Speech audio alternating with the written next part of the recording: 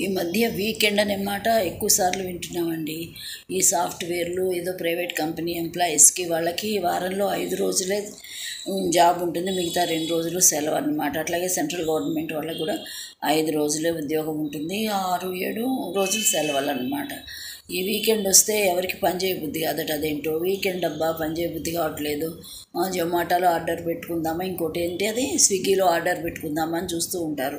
Tiffin మొదలుపెట్టి అన్నీ అంతే. చక్కగా స్విగ్గీలోనో ఎక్కడో ఆర్డర్ పెట్టుకుని టిఫిన్ తిని తయారయ్యి బయటికి వెళ్ళిపోవాలి. రాత్రి డిన్నర్ చేసి ఇంటికి రావాలన్నమాట. అక్కడి దాకా ఏదో ఒక తిరిగి సపోజ్ సాటర్డే అంతా తిరిగి వచ్చారనుకో, సండే రెస్ట్ కదా, నిన్నంతా తిరిగి వచ్చాము అబ్బాయి ఏం చేస్తామని ఆ రోజు కూడా మళ్ళీ ఆర్డర్స్ పెట్టుకోవటం అలా జరుగుతోందండి.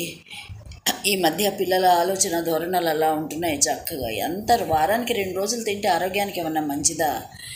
పూర్వం మేమైతే 2-3 నెలలకు ఒకసారి హోటల్కి వెళ్తే ఏదో ఒకటి టిఫిన్ తినేసి వచ్చేవాళ్ళం. అదే ఎక్కువ గ్రేట్గా ఫీల్ అయ్యేవాళ్ళం. ఇలా ఎక్కువసార్లు తింటుంటే ఆ టేస్ట్ కూడా వాళ్ళకి రుచించక ఇంకా కొత్త మార్గాలు ఇంకా ఎక్కడ బాగుంటాయా అని మాటకు ఒక రెస్టారెంట్ వెతుక్కునే పరిస్థితికి వస్తున్నారండి. పాపం ఏం చేద్దాం మరి.